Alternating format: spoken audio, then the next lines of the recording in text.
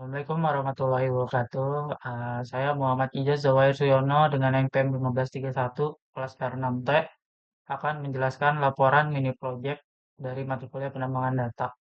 Di sini saya mengambil judul klasifikasi Pokemon legendari menggunakan metode algoritma, naive Bayes, dan decision tree, di mana tujuannya project ini adalah melihat algoritma mana di antara naive Bayes dan decision tree yang lebih cocok atau lebih bagus dalam mengklasifikasi Pokemon sebagai tipe legendari atau non-legendari.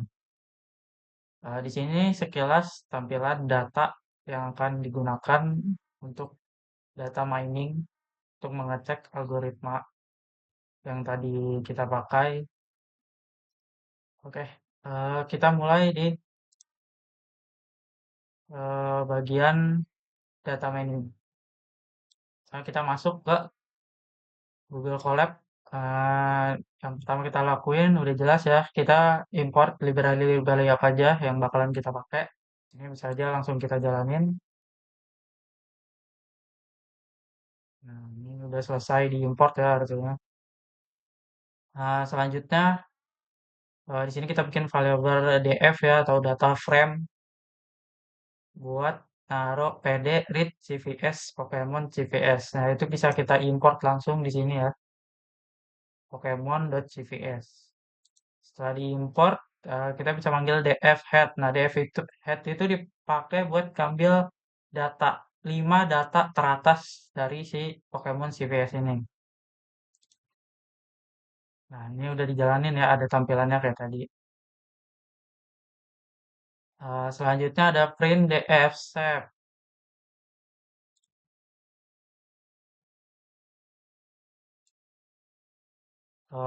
Print df save ini, selanjutnya ada print df save. Itu dipakai buat mengembalikan ukuran data frame dalam bentuk baris kolom. Nah, dari printdf set ini kita bisa dapat ada 800 baris dan 13 kolom. Selanjutnya df info ini buat nampilin informasi detail yang ada di data frame-nya. Yaitu ini nih. Jadi di sini kayak tadi ya, kita punya 13 kolom yang mulainya dari 0 ya. Jadi di sini sampai 12. Terus kolomnya itu ada name, type 1, type 2, total, HP, attack, defense, special defense, speed, generation, sama legendary. Nah, setiap kolom juga punya tipe datanya, kayak integer 4, object, dan ada juga yang boolean ya. Terus non-null count ini buat ngitung apakah data itu ada isinya atau ada berapa yang ada isinya dan ada yang nggak ada isinya. Nah, jadi rata-rata lengkap ya 800. Sedangkan tipe 2 ada 414. Ya, dikarenakan Pokemon itu beberapa Pokemon ada yang memiliki dua tipe, ada juga yang memiliki satu tipe. Nah, di sini udah kebaca dari 800 itu ada 414 Pokemon yang nggak punya tipe 2 ya, artinya dia cuma punya satu tipe, sedangkan sisanya mereka punya dua tipe. Terus itu juga ngasih input eh informasi kayak memory usage yang dipakai dari data yang barusan kita gali ya, cuma 75,9 KB, hitungannya kecil ya. Soalnya kita run, isinya ini ya. Lanjut ada df describe, itu buat ngedeskripsikan data frame yang kita import tadi. Di sini ada count, yaitu buat jumlah ya. Ini buat jumlah datanya, semua ada 8 ya, 800. Terus mean itu rata-rata tiap atribut, misalnya kayak HP ada 69,25 rata-ratanya, tag 79, defense 73. Sebenarnya ini juga bisa di-convert jadi persen. Cuma di sini saya ngambilnya nggak persen ya. Terus ini standar juga ya, STD itu standar deviasi ya, menunjuk ke variasi data ini. Variasi data dari setiap si atributnya. Terus min ini adalah nilai minimum. Nah, ini nilai paling kecil di setiap atributnya. Terus max juga termasuk nilai yang paling tinggi ya, atau paling gede di tiap atributnya. Nah, 25%, 50%, sama 75% ini apa sih? Nah, ini tuh hitungan kuartil ya. Ini buat ngebantu distribusi datanya. Sehingga kita jalanin ya, hasilnya ini. Nah, lanjut ada df is null sama dot sum. Nah, jadi is null ini dipakai buat ngecek apakah data itu kosong atau enggak. Nah, sedangkan si sum ini buat ngitung ada berapa data kosongnya. Ini kita jalanin. Nah, ini hasilnya ya, tampilannya. Nah, dari semua data yang ada, kebanyakan data terisi semua kecuali kayak tadi ya, tipe 2 ya. Karena tipe 2 tadi isinya cuma ada 414, sedangkan di sini mencari data yang kosongnya, berarti ada 386 data yang kosong atau 386 Pokemon yang cuma punya satu tipe. Lanjut, sini kita jalanin ya, jalanin aja dulu. Nah, di sini tuh plt.figure ini fix size ini buat ukuran diagram yang bakalan di print, yaitu 5 kali 3 ya, ini panjang kali lebar. Terus di sini eh, SNS di sini pakai count plot ya, buat X itu legendary. eh, Ngambil data dari DF, data sama dengan DF, terus PLT title ini buat judulnya ya. Judulnya di sini distribusi kelas Pokemon ya, distribusi kelas Pokemon. Nah, plus show ini buat nampilin diagramnya. Akhirnya kebentuk kayak gini. Nah, di sini ada ini di sini jumlah ya dari 0 sampai 700 bisa 800. Terus di sini ada false sama true. Nah, false itu di sini legendary itu maksudnya merujuk ke dua dua ini ya. False ini itu masuknya ke non legendary, artinya Pokemon yang bukan legendary. Sedangkan true itu adalah Pokemon yang legendary. Selanjutnya ada DF group by legendary. Nah, di sini HP, attack, defense, SP, attack, SP def ya, special def, sama special attack, speed, terus dot main. Nah, ini tuh bagian ini kita jalanin dulu. Nah, bagian ini tuh dipakai buat ngitung rata-rata dari Pokemon yang non legendary sama legendary. Seperti tadi, false itu non legendary, true itu legendary. Nah, ini kita bisa lihat ya datanya rata-rata Pokemon legendary itu memiliki atribut yang lebih besar daripada Pokemon non legendary di setiap atributnya. Kayak HP, Attack, itu 92, 67, 116, 75 ya. Legendary punya atribut stat yang lebih bagus dibandingkan non legendary. Nah, selanjutnya kita run dulu. Nah, ini sama kayak tadi ya, tapi ini ukurannya beda. Ini panjangnya 7, sedangkan lebarnya 5 ya. Nah, di sini NSS, ESNS heat map ya. Sini artinya kita bikin diagram heat map dengan data frame yang diambil itu HP, attack, defense, special attack, special def, sama speed. Nah, si mapnya pakai full warm, undeadnya true, terus kita kasih judul correlation matrix ya, karena ini namanya correlation matrix yang pakai heat map ya. So, kayak tadi buat tampilin datanya. Nah, di sini ada correlation matrix-nya, di mana kalau satu itu mendekati ibaratnya kayak sempurna atau nilai paling tingginya itu di satu. Terus ada juga nol itu berarti eh, mendekati pertengahan lah. Terus ada min satu itu negatif, artinya kurang banget. Nah, ini saat contohnya cara bacanya gini, misalkan di sini Pokemon dengan HP paling tinggi. Dengan Pokemon dengan HP paling tinggi itu biasanya punya attack sekitar 0,42 dan defense-nya 0,24, terus special attack-nya 0,36, SP special defense-nya 0,34, dan speed-nya 0,1218. Berarti bisa kita simpulin Pokemon dengan HP tinggi itu biasanya kecepatannya kurang ya. Kecepatan sama defense-nya itu kurang. Namun punya attack atau serangan yang lumayan. Sedangkan Pokemon yang punya attack tinggi nih satu, dia HP-nya udah pasti lebih rendah ya daripada yang tadi. Tapi 0,42 itu masih bagus, 0,44 di defense juga masih bagus, special attack-nya juga masih bagus. Nah, bedanya di sini, di special defense-nya dia lebih kecil dari Pokemon yang HP-nya lebih besar. Gitu cara baca tabelnya. Lanjut, kita jalanin di sini. Ini juga sama kayak tadi buat ukuran. Sekarang pakainya 12/5, panjang 12, lebar 5. Sini pakai SNS buat blocks plot ya. Nah, data yang diambil sama kayak tadi ya, ini atribut stat, terus ditampilin pakai plt.show.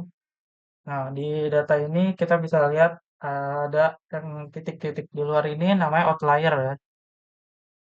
Ini tuh eh, beberapa Pokemon yang punya atribut lebih tinggi ya di sini. Sekitar berapa ini? 125, 125 ke atas lah ya. Tapi ada juga yang lebih rendah. Nah, di setiap kotak-kotak ini itu kan punya garis tengah ya. Garis tengahnya itu mengartikan bahwa rata-rata Pokemon itu statnya ada di stat atau atributnya ada di sini. Ya perkiraan ini HP ada di 65, attack ada di 75, nah, dan semacamnya ya. Ini juga sama. Jadi rata-rata itu di garis tengah yang ini. Lanjut kita jalanin ini.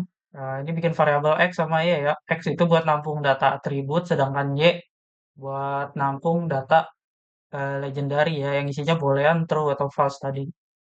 Lanjut, kita ada X train, X test, Y train, Y test sama dengan train test speed. Nah, di sini kita bakalan ngelakuin eh latihan data atau training data sama data test. Yang ambil data variabel X sama Y yang tadi ya. Pakai text size-nya 0,2 sama random state-nya 42. Nah, di sini print buat ngeprint data train sama data test. Kita jalanin aja. Di sini udah tampil ya. Data training yang kita dapat itu sekitar 640, sedangkan data testingnya ada 160. Nah, lanjut di NB Gaussian NB ya. Ini bikin eh masukin metode algoritma naive Bayes. Di sini pakai ngambil fitnya si Xtrend sama Ytrend ya. Terus bikin juga buat prediknya pakai data Xtest. Nah, lanjut. Nah, kalau yang di sini ini juga sama, cuma bedanya di sini kita masukinnya model decision tree classifier ya. Pakai criterion entropy. Data feeds yang dipakai juga sama, pakai Xtrend sama Ytrend ya, karena jelas datanya harus sama yang dipakai buat ngebandinginnya. Ini juga sama, pakai DT predict Xtest. Nah, selanjutnya ACC ini maksudnya akurasi store ya. Di sini kita mulai masuk ke menghitung akurasi dari dari lagi menggunakan naive Bayes sama decision tree. Jadi kita jalanin aja. Ini print sama kayak tadi fungsinya. Ini data yang diambil pakai YTest sama sama YPRED ya, dari naive Bayes sama decision tree yang di atas tadi nih di bagian ini dua ini. Nah, di sini kita dapat akurasi naive Bayes itu sekitar 0,9375 ya, atau kalau kita persenin bisa jadi 93% ya. Sedangkan akurasi decision tree di sini dapat 0,93125 yang artinya naive Bayes bisa akurasinya lebih bagus daripada decision tree. Lanjut di tes kedua kita ngecek precision score pakai naive Bayes, data naive Bayes sama decision tree. Nah, ini juga sama kayak yang tadi, cuma bedanya yang kita hitung precision score ya. Langsung aja kita jalanin. Di sini hasilnya precision naive Bayes itu ada di 0,5, sedangkan precision decision tree itu ada di 0,46. Yang di sini juga berarti menjelaskan bahwa naive Bayes lebih presisi dalam melakukan data miningnya dibandingkan decision tree. Lanjut, yang ketiga juga sama, bedanya di sini kita ngitungnya recall score ya, dari NFBS sama data lagi decision tree. Di sini kita run. Nah, ini hasilnya recall NFBS itu 0,9 dan decision tree itu 0,7 ya. Jadi mereka tetap NFBS lebih baik dalam melakukan penambangan data di sini dibandingkan decision tree ya. Karena dia dapat 0,9, decision tree dapat 0,7. Nah, ini yang terakhir itu kita ngecek F1 score ya. Kita langsung run. Sama semua ini codingannya. Cuma beda di bagian pencariannya nih. Di sini nyarinya F1 score. F1 score yang pertama, nah FBS itu dapat 0,64, sedangkan decision tree itu 0,56. Nah, sekali lagi di mana FBS di sini lebih unggul dalam melakukan data miningnya, dalam melakukan klasifikasi legendary dan non legendarinya.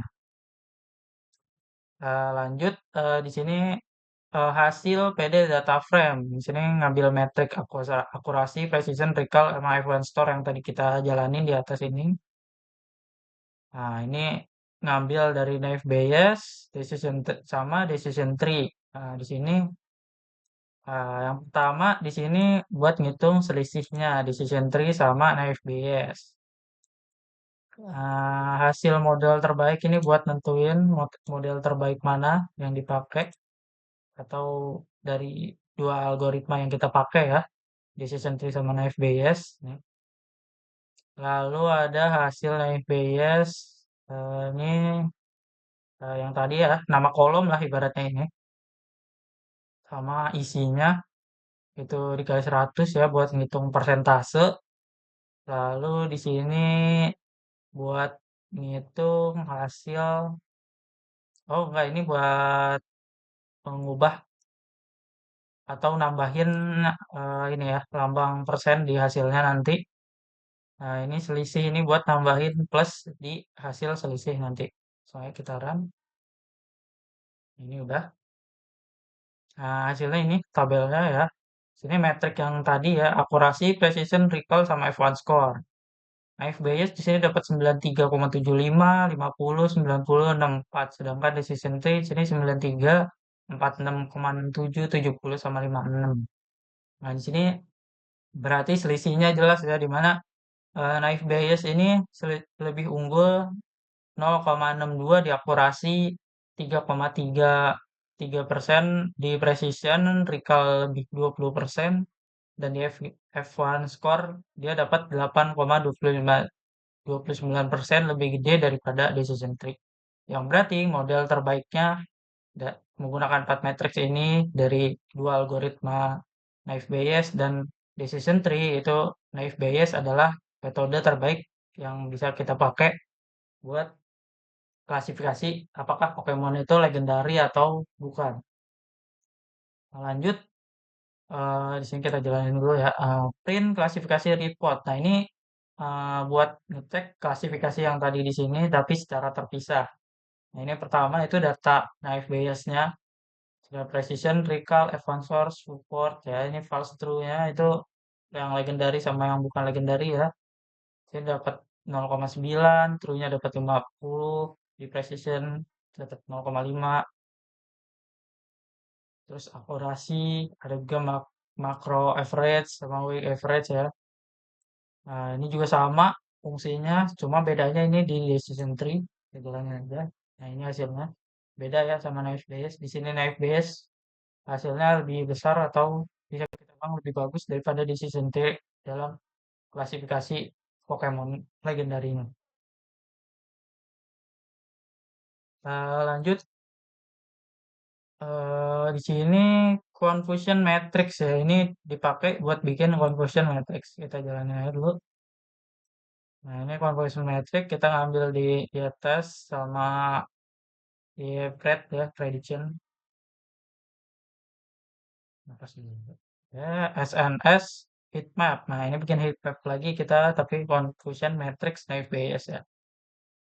Ini lebih spesifik atau lebih ke metode naive Bayes-nya di sini. Ini hasil confusion matrix-nya.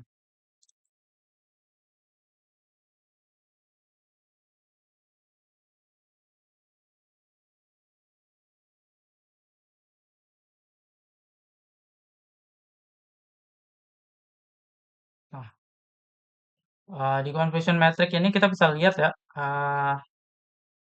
pertama di sini di nol ini bisa kita sebut sebagai true negatif ya, atau model yang benar-benar bisa dapat ngecek bahwa Pokemon biasa itu adalah Pokemon biasa atau non legendary. Yang itu tuh dapat 141. Sedangkan di sini adalah false positif ya disebutnya, di mana ini tuh model yang salah nandain kalau Pokemon biasa itu malah Pokemon legendary, ada 9 yang salah. Nah, di sini itu disebutnya false negatif atau data yang terlewat. Di sini ada satu Pokemon legendary yang terlewat artinya buat di data. Nah, kalau yang di sini itu true positif, yang artinya modelnya benar-benar ngebaca kalau Pokemon legendary itu adalah Pokemon legendary. Nah, lanjut, ini juga sama ya, metric. Cuma yang ini decision tree kayak tadi. Ini true negatif, false positif, false negatif, sama true positif. Bedanya di decision tree ada 3 data yang kelewat, 7 yang kebaca Pokemon legendary itu sebagai Pokemon legendary, dan ada 8 yang salah, yang non legendary malah dikira legendary sama dia. Lanjut, ada importance data frame. Nah, itu kita pakai buat ngecek data yang terpenting ya, stat terpenting atau atribut terpenting dari Pokemon ini buat nentuin apakah dia legendary atau bukan. Nah, langsung aja kita jalanin. Di sini udah tampil. Di sini dalam bentuk tabel ya, eh, datanya. Di sini kita bisa lihat yang pertama adalah HP ya, paling gede. Jadi HP itu paling berpengaruh buat tentuin di sini atribut paling berpengaruh buat tentuin Pokemon legendary atau bukan. Yang kedua adalah speed, tiga special defense, keempat special attack, kelima attack, dan keenam defense ya. Nah, selanjutnya kita run dulu. Nah, di sini pakai SNS bar plot ya. Ini buat data yang tadi, nah, fitur importance decision tree ya. Jadi ini salah satu dari decision tree ya model ya. Nah, ini tuh sama datanya sama yang di atas ini, cuma di sini digambar di bentuk diagram pakai bar plot ya. Yang tadi ini data yang importance atau data yang penting, atribut yang penting itu yang pertama HP, sini ada di 0,35 lebih. Yang kedua ada speed, special def, special attack, attack sama defense sama yang di sini. Bedanya di sini dalam bentuk bar plot. Nah, lanjut di sini kita run. Jadi di sini Naive Bayes predict ini buat ngeprediksi ya, sama apa decision tree predict sih buat ngecek prediksi dari si Naive Bayes sama decision tree. Lanjut ke selanjutnya ini tuh buat ngitung curve, ROC curve. Yang atas ini Naive Bayes, yang bawah decision tree. Yang bawah itu buat ROC AUC score. Ya, ini Naive Bayes, yang ini decision tree. Kita jalanin aja. Nah, lanjut. Ini juga sama ya kayak sebelum-sebelumnya. Ini buat ukuran diagram. Nanti kita bukan bikin diagram di sini dengan ukuran 7 kali 4 ya, panjang kali lebar. Terus PLT plot di sini ngambil dari Naive Bayes ya. AUC-nya Naive Bayes yang tadi. Ini decision tree AUC-nya. Dengan plot yang diambil itu 0,1 ya judulnya. Terus ada false positive rate, true positive rate, sama erosi curve-nya. Ada PLT Legend sama show buat nampilin data. Nah, ini hasil dari diagramnya, erosi curve. Yang biru itu Naive Bayes, sedangkan yang oranye itu decision tree-nya. Nah, kalau di erosi itu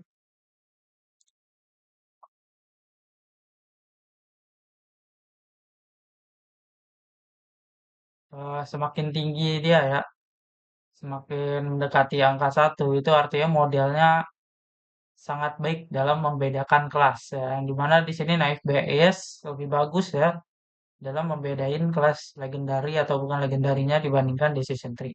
Seperti yang dijabarin tadi di tabel di atas.